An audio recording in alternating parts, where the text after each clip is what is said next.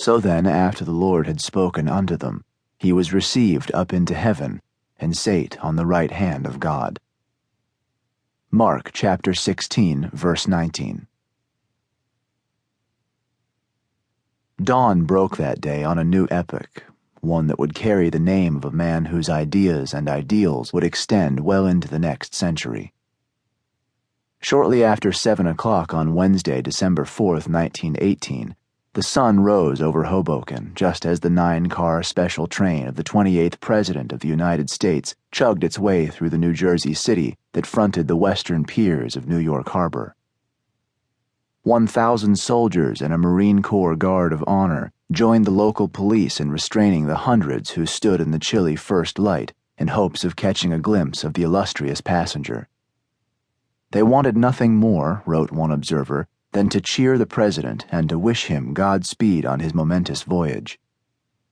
At last, the flag-draped locomotive sputtered to a halt, so that its central car, named Ideal, stopped before a red carpet leading to Pier 4. A battalion of the 13th United States Infantry surrounded the train.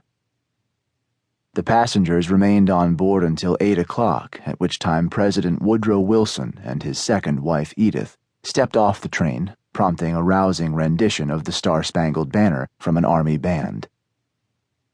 Brigadier General G.H. McManus, commander of the port of embarkation, stepped forward to welcome his commander-in-chief.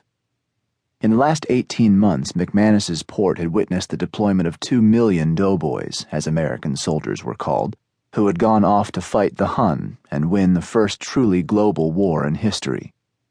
General John J. Pershing, who had led the American Expeditionary Force, had rallied his armies from the outset with the vow that they would be in heaven, hell, or Hoboken by Christmas of 1917. A year later than Pershing had promised, President Wilson tipped his hat and greeted the surrounding soldiers and sailors before proceeding through a huge shed, which was lined with 300 Army transport service girls in khaki and infantrymen bearing fixed bayonets. Hundreds of flags, those of the United States and the Allied nations, Great Britain, France, Belgium, and Italy most recognizable among them, hung from the ceiling of this vast hall. Wilson walked beneath the glorious array and on to his home for the next 10 days, the United States steamship George Washington. On December 4th, 1917, that same ship had transported her first 5,000 troops to fight in the war over there.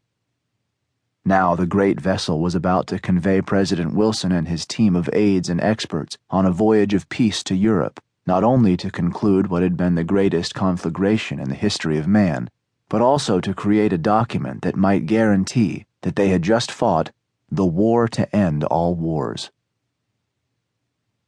As the President and Mrs. Wilson ascended the gangplank, the naval band on board struck up Hail to the Chief, after which it reprised the national anthem.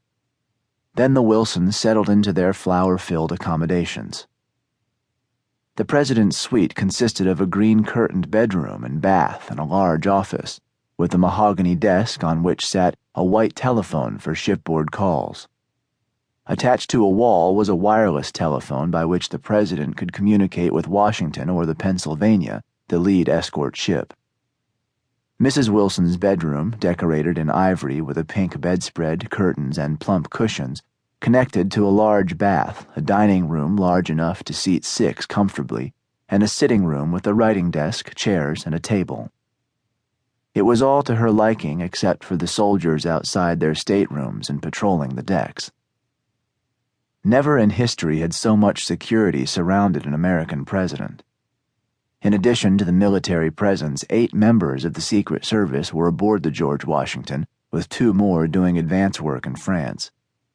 The ship, recalled Agent Edmund W. Starling, had been checked from bow to stern and from keel to masthead, and members of the Secret Service all over the United States had been busy investigating members of the crew. There was not a fireman or cabin boy whose family and background had not been thoroughly looked into.